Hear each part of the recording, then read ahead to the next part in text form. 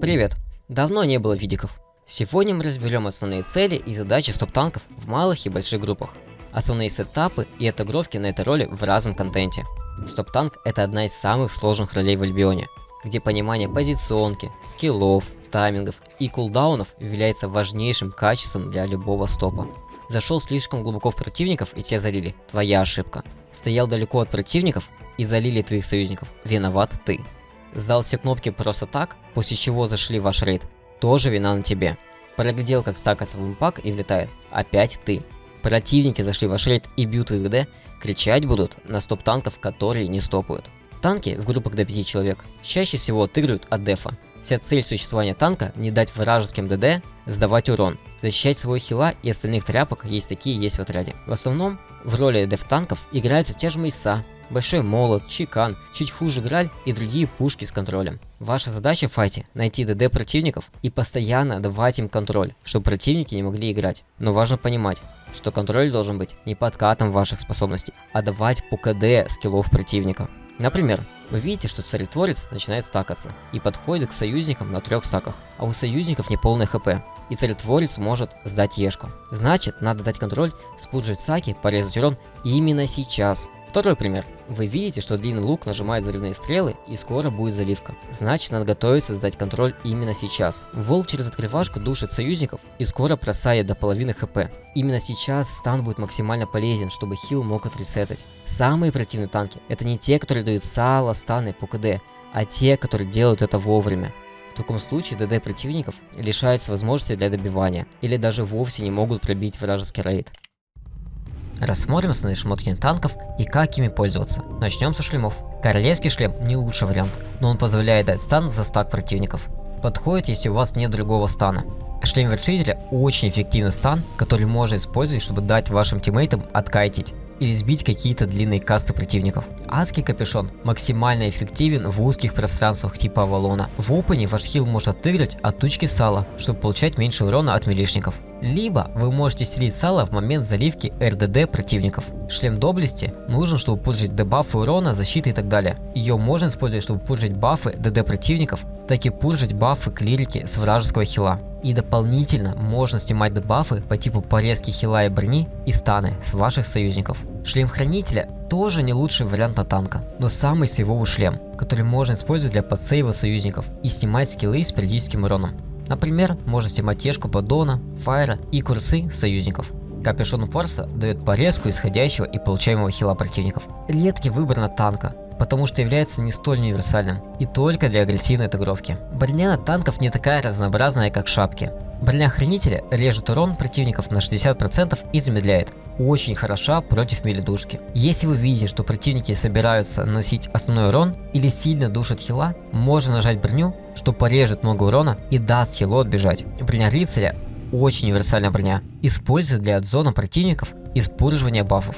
Это эффективная броня в чоках и узких пространствах. В умелых руках, в кайт-пачке эта броня может заблокировать весь проход и дать отрицать скиллы, а также снять энгейдж противника. Дополнительное применение брони рыцаря. Она может спасти вас от стяжки, откидывания, гарпуна копья и заливки, так как дает дополнительные статы брони при использовании и полную невосприимчивость к контролю на момент действия. Броня вершителя или жудик. Очень хорошая броня для подсейва. Дает бонусную броню всем внутри купола и бонус к лечению. Часто джудики используют на отхил рейда, поэтому дается либо вглубь, либо в чоках, куда может прийти заливка. В малых группах используется, когда рейд надо быстро поднять по хп.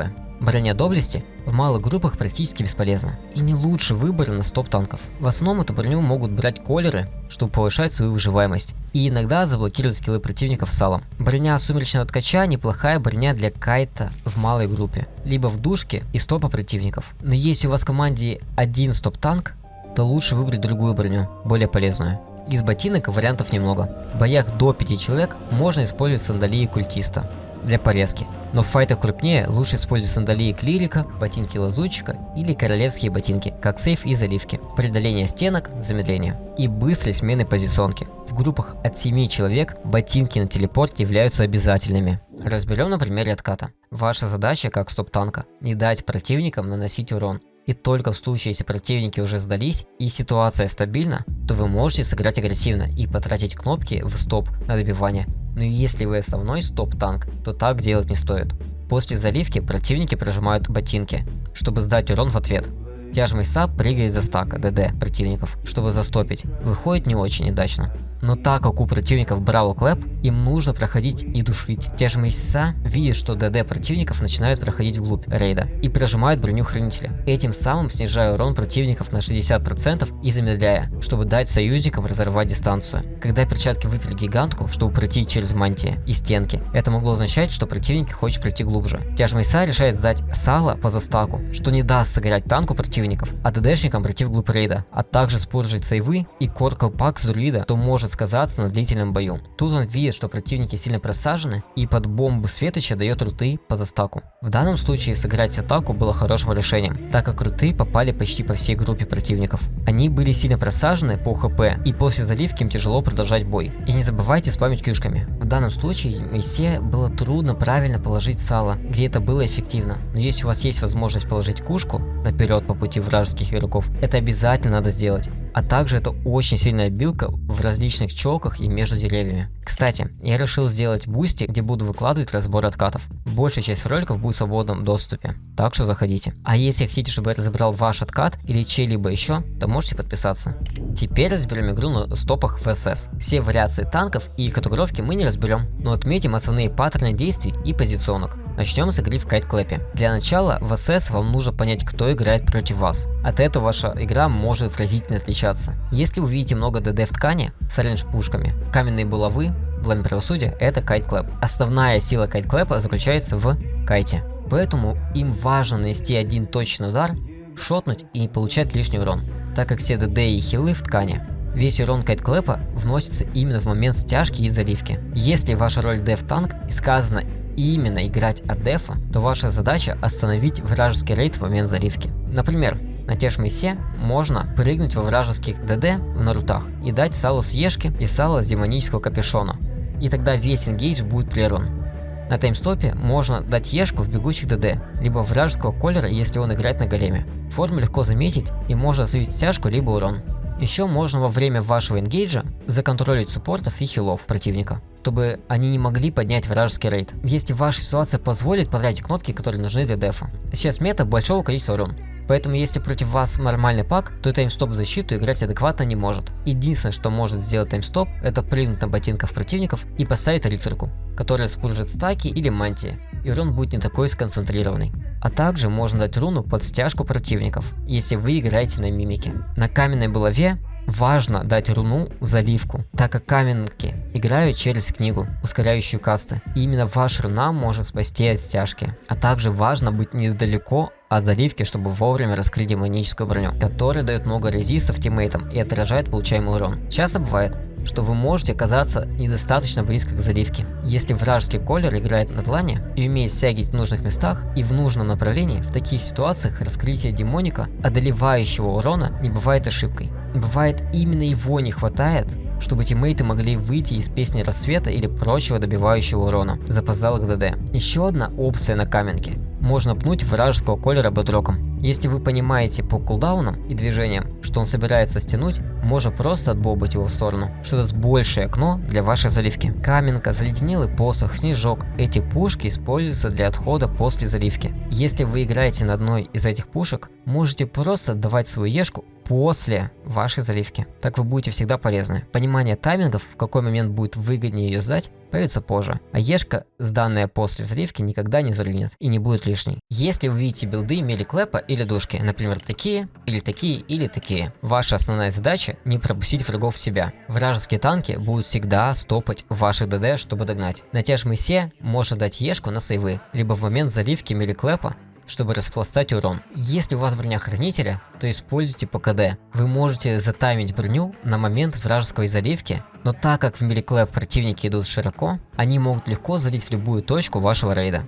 Таймстоп можно использовать, чтобы остановить стяжку голема, либо пробовать остановить вражеских ДД, если у них нет сапогов доблести. Но более часто использование таймстопа будет на отход, заморозить вражеских танков и разорвать дистанцию. Каменные булавы — основа кайт-клэпа. Против душки или мили-клэпа хорошо будет договориться, какая каменка будет стоять впереди, а какая сзади рейда. Каменка во фронте должна бобать ДД противников и колера. Каменка, которая идет позади рейда, использует Ешку, чтобы выкинуть из рейда вражеских танков и класть руну. Если вы играете на броне рыцаря, старайтесь использовать ее в чоках и откидывать танков. Использование демоников против душки может быть проблематичной. Но из основных скиллов, на которые вам надо смотреть, парни Галатины, Бумпаки и Астралка. Открывая под них демоники, вы можете даже убить противника. А теперь рассмотрим игру танков в миле клэпе и душке. Задачи танков остаются примерно теми же. Это защита. Но теперь самые уязвимые цели для клэпа это танки, а не ДД, так как у ДД в милик-паках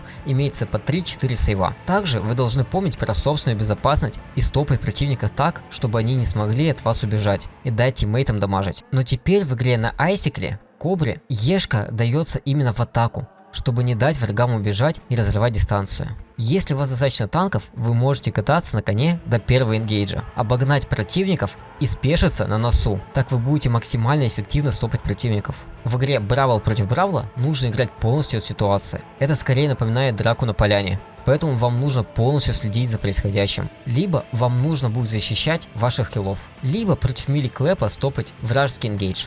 Также, если позволяет ситуация, вы можете сами поймать за стак, чтобы ваш колер сыграл по нему. Ну что, смотрите все ссылки в описании, вступайте в гильдию, заходите на Бусти.